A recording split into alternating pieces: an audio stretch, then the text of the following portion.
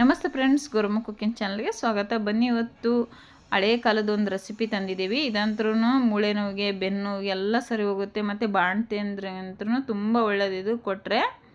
ಈ ರೆಸಿಪಿನ ಹೇಗೆ ಮಾಡೋದಂತ ನೋಡ್ಕೊಳ್ಳೋಣ. ಈಗ ಇಲ್ಲಿ ನೋಡಿ, 4 ಬೀಜ ಅವಳೆ ಬೀಜ ಅಂತ ಸಿಗುತ್ತೆ ಅಂಗಡಿಗಳಲ್ಲೆಲ್ಲ.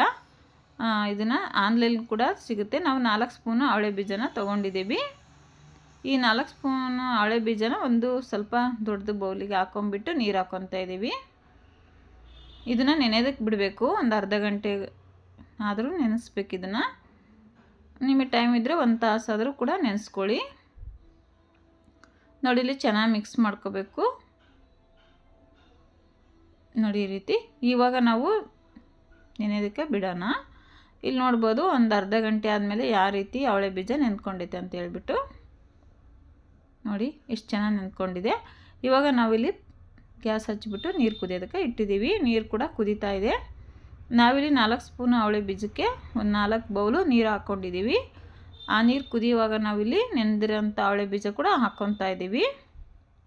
ಇದನ್ನು ಹಾಕೊಂಡ್ಮೇಲೆ ಚೆನ್ನಾಗಿ ಮಿಕ್ಸ್ ಮಾಡ್ಕೋಬೇಕು. ಇದು ಏನಪ್ಪ ಹಿಂಗೆ ಗಂಟಾತ ಅನ್ಕೋಬೇಡಿ, ಅದೆಲ್ಲ ಹೋಗುತ್ತೆ. ನೀವು ಕೂಡ ಅಷ್ಟೇ ಮಾಡುವಾಗ ಭಯ ಪಡಬೇಡಿ. ನೋಡಿ, ಎಲ್ಲ ಹೋಗುತ್ತೆ ಅದು ಗಂಟು.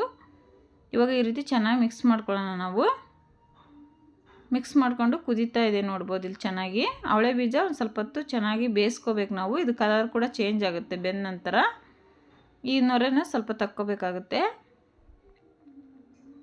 ನೋಡಿ ಈ ರೀತಿ ಚೆನ್ನಾಗಿ ಕುದೀತಾ ಇದೆ.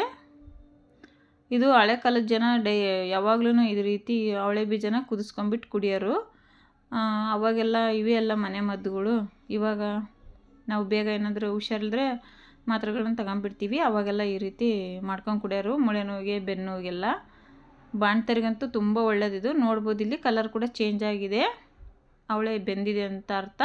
ಇವಾಗ ನಾವು 1 ಬೌಲಷ್ಟು ಬೆಲ್ಲ ಹಾಕ್ಕೊಂಡಿದ್ದೀವಿ. ಅಂದರೆ 1/4 kg ಇದೆ ಬೆಲ್ಲ. ನೋಡಿ ಈ ರೀತಿ ಬೆಲ್ಲ ಕೂಡ ಚೆನ್ನಾಗಿ ಕರಗಬೇಕಿದು. ಬೆಲ್ಲ ಹಾಕಿದ ನಂತರ ಒಂಚೂರು ಇದು ಇವಾಗ ನೀರಾಗುತ್ತೆ. ಮತ್ತೇನು ಪರವಾಗಿಲ್ಲ. ಮತ್ತೆ ಕುದ್ದ ನಂತರ ಮತ್ತೆ ಕರೆಕ್ಟ್ ಆಗುತ್ತೆ. ನೋಡ್ಬೋದು, ಇಲ್ಲಿ ಬೆಲ್ಲ ಕರಗಿದ ಮೇಲೆ ಸ್ವಲ್ಪ ನೀರು ಬಿಟ್ಕೊಂಡಿದೆ. ನೋಡಿ, ಇವಾಗ ಮತ್ತೆ ಗಟ್ಟಿ ಆಗುತ್ತೆ ಇದು. ಬೆಲ್ಲ ಕರಗಿದ ನಂತರ ಚೆನ್ನಾಗಿ ಕುದಿಸ್ಕೋಬೇಕು ನಾವು ಇದನ್ನು. ಬೆಲ್ಲ ಹಾಕಿದ ಮೇಲೆ ನೋಡಿ, ಇವಾಗ ನಾವು ಹಾಕಿರೋಂಥ ಬೆಲ್ಲ ಎಲ್ಲ ಕರಗಿದೆ. ಇವಾಗ ಚೆನ್ನಾಗಿ ಕುದ್ದಿದೆ. ನಾವು ಇದನ್ನು ಕೆಳಗಡೆ ಇಟ್ಕೊಳ್ಳೋಣ.